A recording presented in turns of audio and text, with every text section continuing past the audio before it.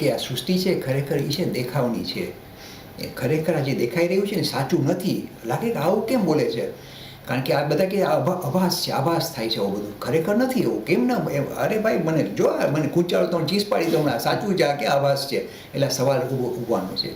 There was a very good book, એક સારી book લખેલી છે, હોલોગ્રાફિક યુનિવર્સ. બહુ સુંદર બુક લખેલી છે આ વિચાર ઉપર, વિચારણા ઉપર, અને સાચી છે.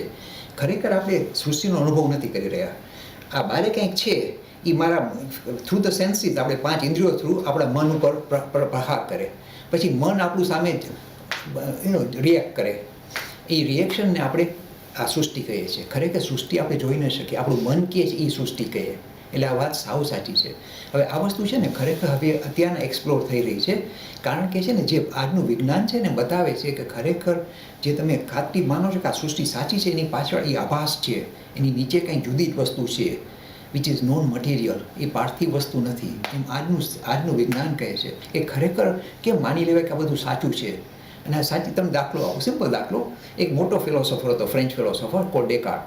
એ હલેસા મારતો હતો પાણીમાં, ગયો છે કંઈક બોટિંગ કરવા.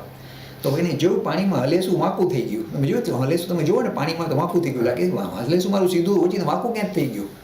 એટલે એણે શરૂઆત કરી, ખરેખર જે સૃષ્ટિ આપણે ખાતરીપૂર્વક માનીએ છીએ એ ખરેખર દેખાવની છે. સાચું શું છે ખબર કેમ પડે? એટલે આ વસ્તુ તો આપણા માટે તો આ નવી વસ્તુ નથી, આ તો બહુ જૂની વાત છે. આપણે વર્ષોથી રાડું પાડીએ છીએ કે ભાઈઓ સાંભળો, આ સૃષ્ટિ તમે જેના ઉપર આટલો બધો આધાર નભો છો એ ખરેખર સૃષ્ટિ દેખાવની છે, એની નીચે કંઈક જુદું છે. એ આપણે હજારો વર્ષોથી ચીસું પાડીને કહે છે. આપણે ધર્મનો મૂળભૂત સિદ્ધાંત છે કે આ સૃષ્ટિ જે આપણને સાચી લાગે છે ખરેખર સુંદર શબ્દ છે માયા. માયા છે, દેખાવની છે. એટલે તમારા વિચારના આ બધી વસ્તુ છે ને સૃષ્ટિને વિશે તમને જુદા જુદા ખ્યાલો આપશે, પણ ખરેખર સૃષ્ટિનું સાચું સ્વરૂપ શું છે એના વિશે અમને ખ્યાલ નથી. આ જાતની કે ને આ જાતની હ્યુમિલિટી હોય ને જ્યાં સુધી, તો આપણે ખરેખર ઊંડાણથી આ વસ્તુનું નિરીક્ષણ કરી શકીએ અને ઊંડાણથી જોઈ શકીએ.